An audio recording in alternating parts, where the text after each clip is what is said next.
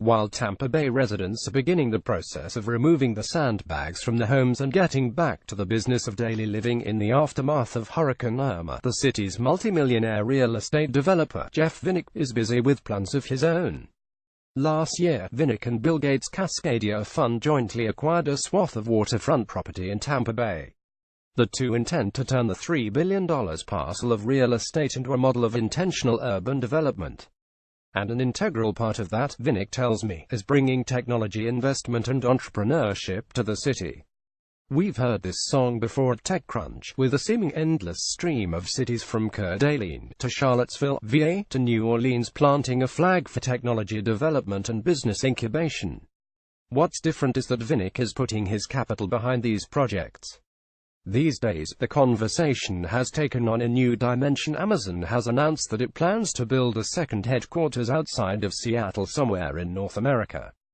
That's leading a lot of people to speculate about where it might choose, and thus which city might be the lucky recipient of a huge tech boost from one of the biggest companies in the space right now. Tampa could potentially be another addition to that list, and Vinik could help make that happen. Essentially, Vinik wants to link the big corporations who are looking for new sustainable technologies to complete the real estate development project HES financing with the startup companies that had helped back.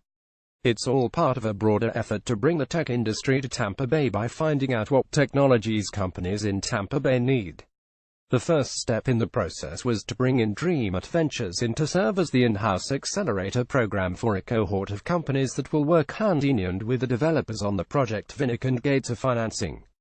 Vinik tells me he'll commit 20% of the $50 million Dream is hoping to raise for its third fund, and will be looking to commit an additional 20% to another $50 million to $100 million fund he hopes to raise to woo companies down to Florida.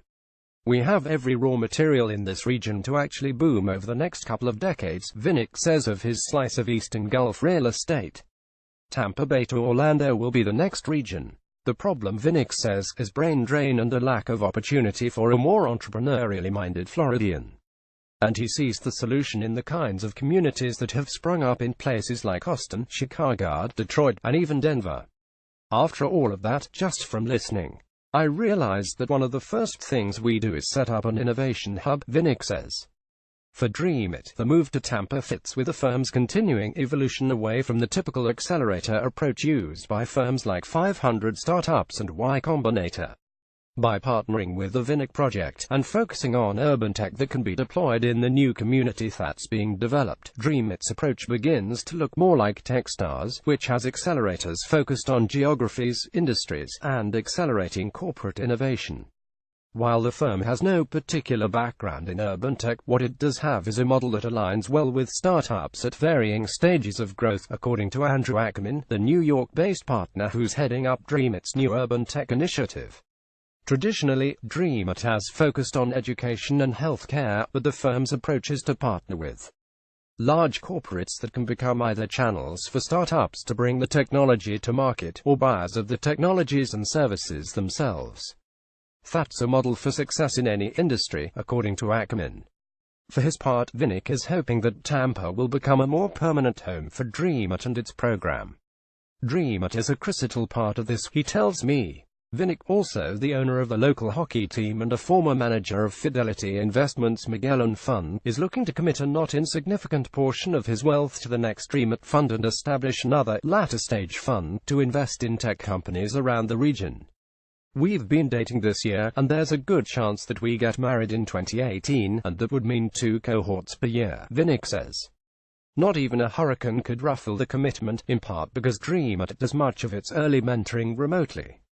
The firm has already chosen the first 9 startups that are participating in the Tampa Bay Accelerator program, and they held their first meeting on Monday as Irma bore down on the city.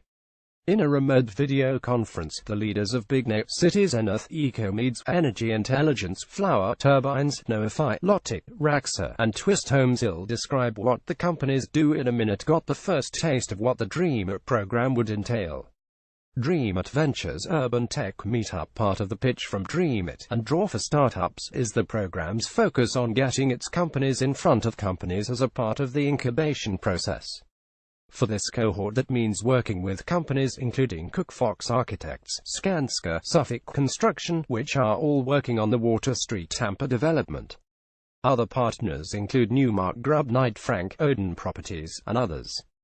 This is all part of Vinix and Gates Cascadia Investments' larger $3 billion revitalization plan that covers 53 acres and will have 5,000 new homes, 2.5 million square feet of office space, and come in a built environment of 9 million total square feet.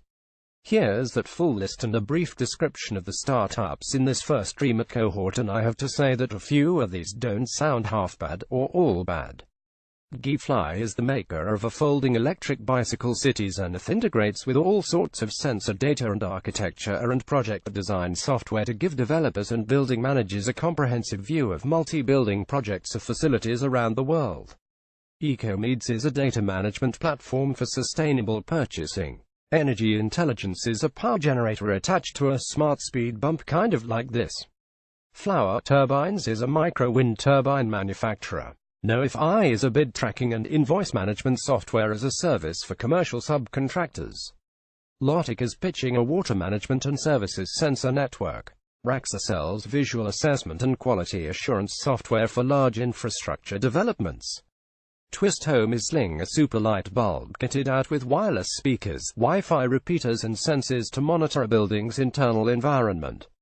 Featured image Antoine Gaddy Flick under ACC BY ND 2.0 license.